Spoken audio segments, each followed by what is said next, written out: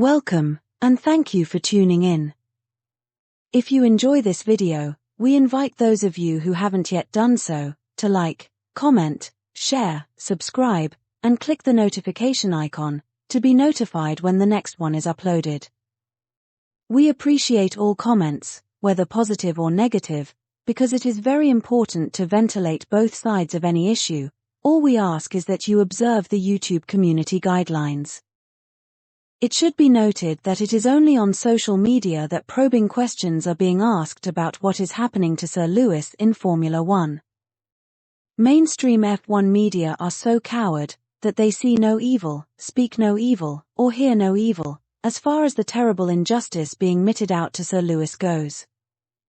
When we asked who can stop the Lewis-Hamilton surge in our previous video, many of you named the usual suspects individually, but we don't recall anyone naming them collectively. But, if you did, a special well done to you. In this video, we will show you exactly how Toto, Bono, George, Red Bull, the FIA, Sky Sports and the BBC conspired to nobble a surging Sir Lewis at Max's home GP. Many of you who named Toto Wolff, rightly but sadly, expected him to be at the head of the efforts to end Sir Lewis's surge. Of course, we now know that Bono is critical to the conspiracy, alongside the other key decision-makers in the team.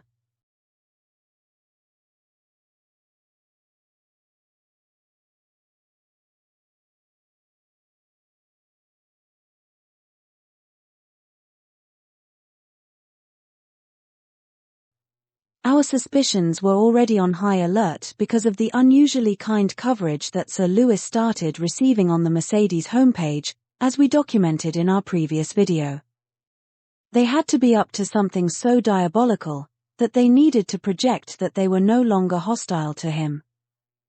So, they spent most of the summer break festooning their website with images of Sir Lewis, and have kept that facade going to date, to the extent that George outperforming his teammate in qualifying did not grant him the usual banner headline.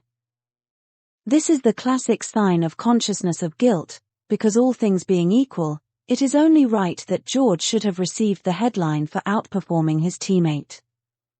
But talking about headlines, the headline that BBC's Andrew Benson did give George signposted their conspiracy.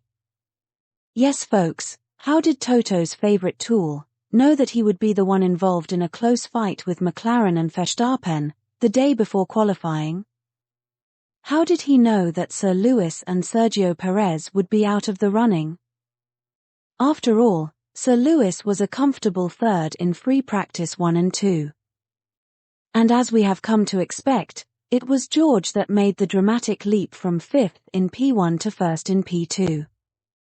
Free practice 3 was a wash because of the Sargent crash, so how did George know that he would be the one in the mix with Verstappen and the McLarens? How the hell did he know that Sir Lewis and Checo would be involved in an incident that would take them both out of the running? Please provide your answers in the comment section. Now, moving on to qualifying. To further underscore George's astonishing foresight, Perez actually set the fastest time in Q1, so how did George know the day before that Checo wouldn't be an issue for him? Moving swiftly on to the incident between Sir Lewis and Checo. In his media interview, Sir Lewis said that his session went badly from the moment the situation with Perez happened. He did his best to get out of the way as much as possible, but the timing was bad.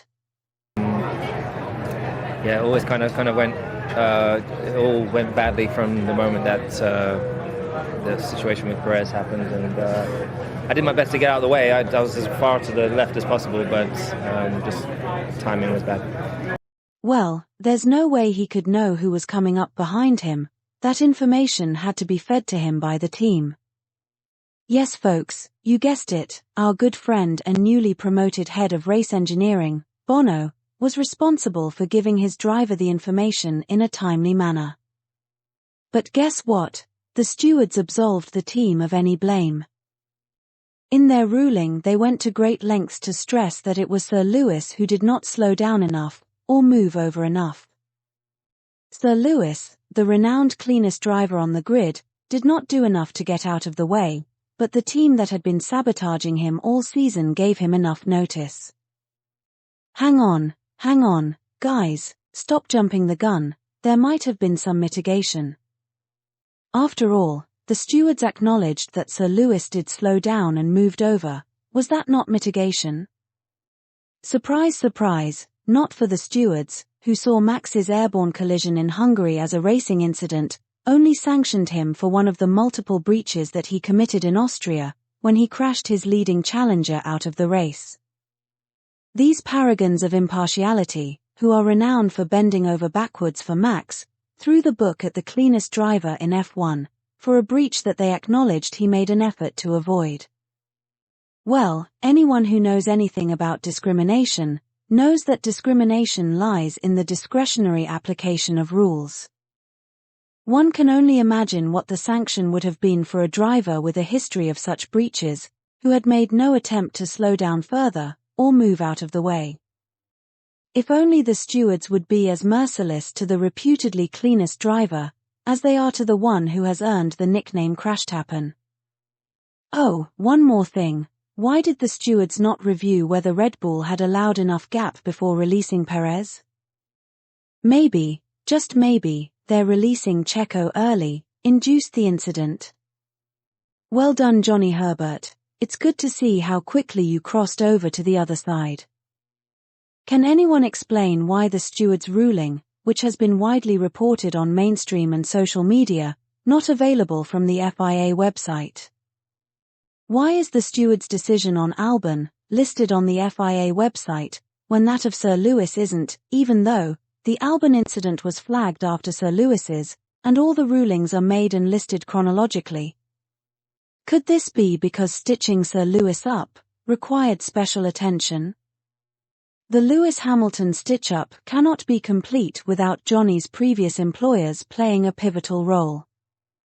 This would come in the form of Anthony Davidson's explanations, which attempt to present as fact the notion that the car was on such a knife's edge that it caught Sir Lewis out, but not the more experienced, better skilled, or is it just luckier, George? Unfortunately for Sky Sports, when they tried to sell this story to the GOAT, he debunked it and placed the blame squarely on the timing of his incident with Checo. A summons has just come through for that right now for the stewards. What I want to move on to was actually, did that put you off then on your next lap? Because when Ants had a look at it, the Sky Pad, it seemed that you got a snap of oversteer here and then there was understeer there, and it just it looked like the car wasn't hooking up for you. It was a domino effect probably from that moment. It just went from bad to worse. So.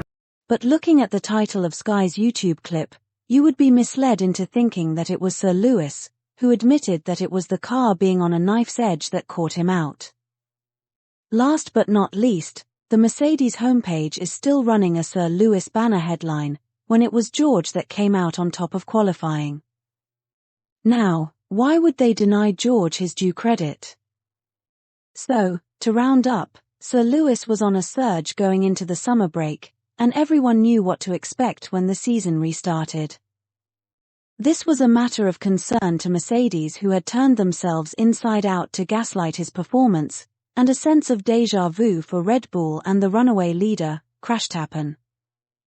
So, at Max's home Grand Prix, his backup driver, who had topped Q1, is involved in an incident with an unsuspecting Sir Lewis, who had been topping the session midway through, because of poor communication from his team.